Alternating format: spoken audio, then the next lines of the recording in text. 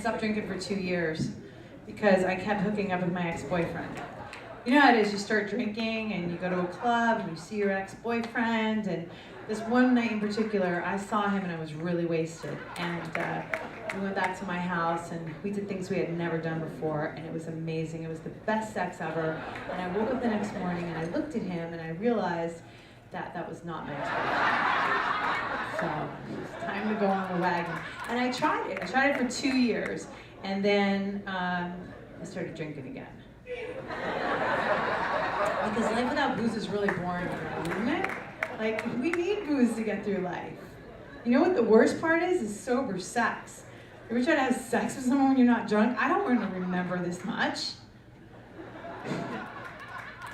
Yeah, my boyfriend's like, let's have sex in the morning. He's like, why don't we have sex in the morning? I'm like, because I'm not drunk.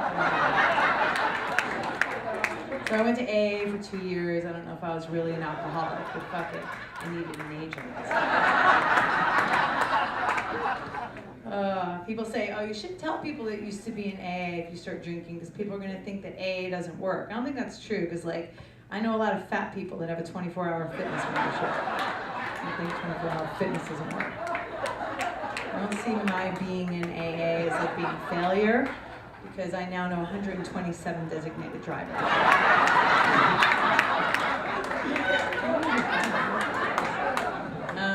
I used to be married. Anybody get married? Anybody ever been married?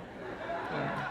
No one ever does. No one really wants to do that, I don't think, anymore. I think it's like churning your own butter. It's a very old concept. Marriage is like being a magician in front of the same audience for 20 years. It's like, for the next trick, I'm going to pull a rabbit out of the, you know what? I've seen rabbit a lot. It's more of a bunny anyway. But you try to like spice up your sex life when you're married. My ex-husband got me this book called the Kama Sutra. You know this book? It's like all these different sexual positions. He's like, let's try some different sexual positions. That'll spice up our sex life. Okay, let me ask you a question. How does this change anything? I still know it's you. You want to change something, let me fuck your friend Scott. That will change something. Because you guys all have one hot friend, you do. And we're like, do something wrong. I will take pictures and I will put it on your Facebook wall. I just want to make a public service announcement too, because if you're over 40 years old and you're wearing any kind of Ed Hardy, you need to fucking get it.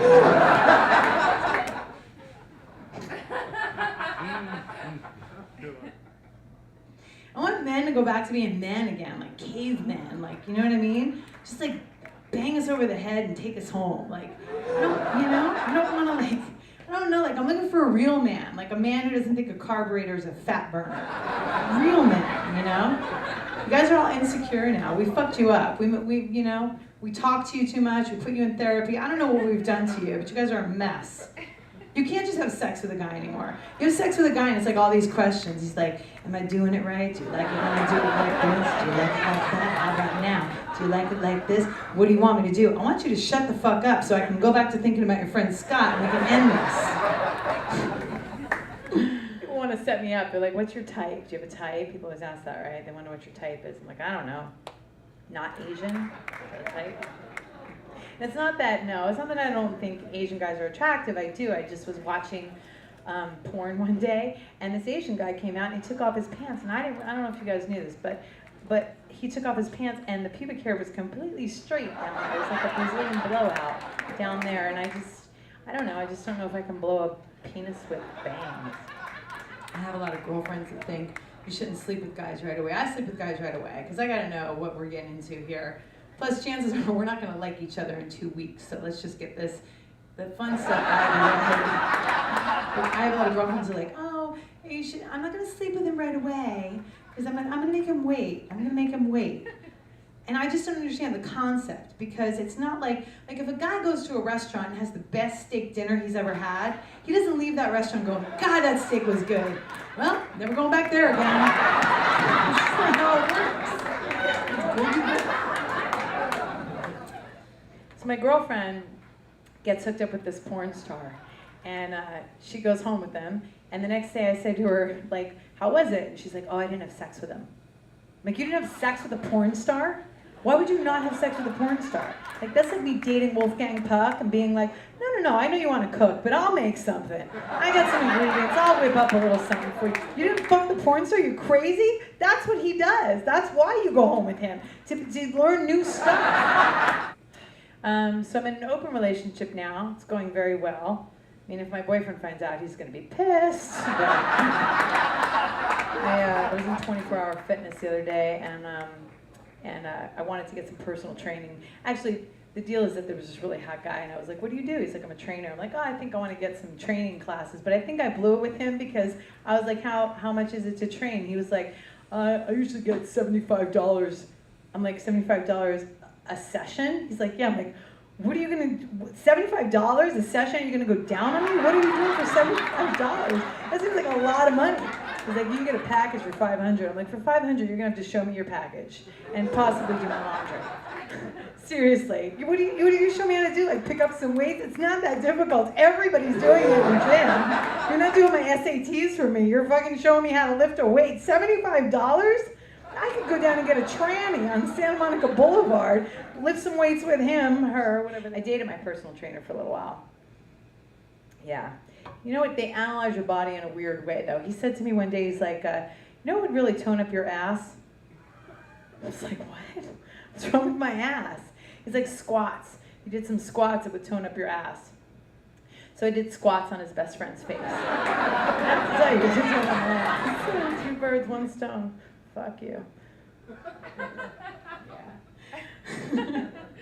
I just don't understand, like if I date a 20-year-old guy, I'm a cougar. But if a guy my age dates a 20-year-old girl, he's a producer. I'd like to personally thank Facebook for allowing me to be sick of my family without actually having to visit them. My dad doesn't understand Facebook at all. Try explaining Facebook to Tony Soprano. He's like, what is that? You do a book about your face? I'm like, no, Dad, it's a program where you tell people like where you're going and what you're doing. And Dad's like, why the fuck do you want anybody to know where you're going and what you're doing? I just think it would have been very helpful, especially in the mob. We got a hit out on Vito. Does anybody know where he is? His Twitter says he's at Starbucks. Done and done.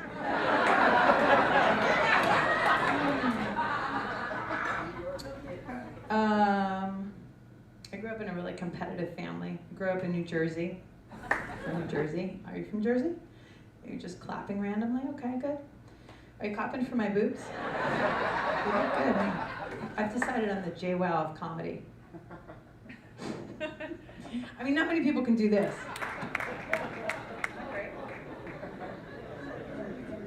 Tricks with my tits.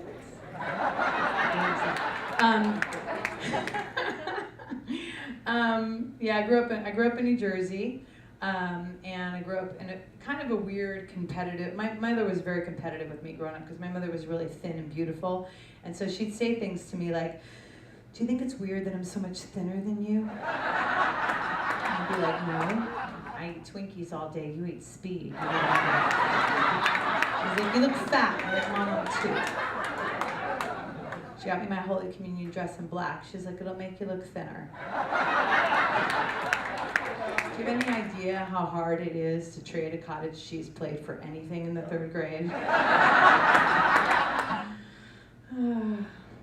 It's hard when you don't grow up with the mother that they write about, and the mother that's in movies, and the mother that they write about in Hallmark cards. Do you have any idea how hard it is to get a Mother's Day card from my mother? It's like all the cards are like, "To my mother on Mother's Day, you were supportive, you loved me, you were there for me." Yeah, not so much. I'm going to create my own line of Hallmark cards. This way it'll say something like this. "To my mother on Mother's Day, you did the best you could on Vicodin."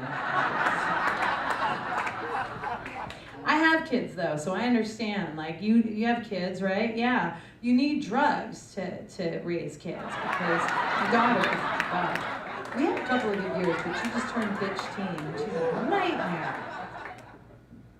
It's horrible. She's spoiled. She's really, really spoiled. And it's because she has everything. And, I try to bring her down a couple of notches. I got her that book, Mommy's Just Not That Into You. So she could understand it and all this kind of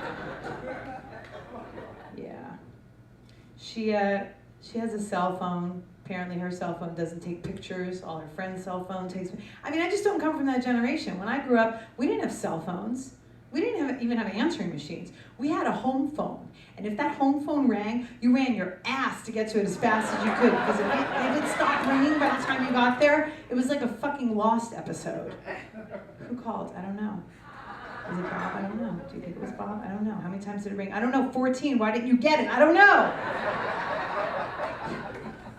We didn't even have call waiting, right? If the phone was busy when you called and you couldn't get through, what'd you do?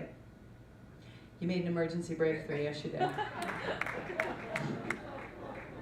That's the way it used to be. And also, too, we're babying kids too much. I saw this poor little boy trying to ride his bike. He had wrist guards, elbow pads, knee pads, shin guards, and a helmet. He looked like the Tin Man trying to ride a bike down the street. I was like, what's happening? Let him fall. If he can't survive a bike accident, then we're in big trouble. That's why years ago, parents used to have like 5 and 6 kids because chances are one wasn't going to make it.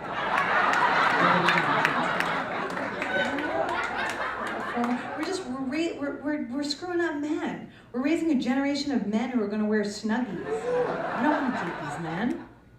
I think we're putting too much emphasis on texting and driving. Let's just let us do it. You know what I mean? I understand like texting and driving kills some people. I think we're focusing on the negative. It doesn't kill everybody. You all made it here. You know you were texting. What's the address? Does it have valet parking? I hope she's not doing the same joke she was doing last time I saw her. Fuck you, that joke's not.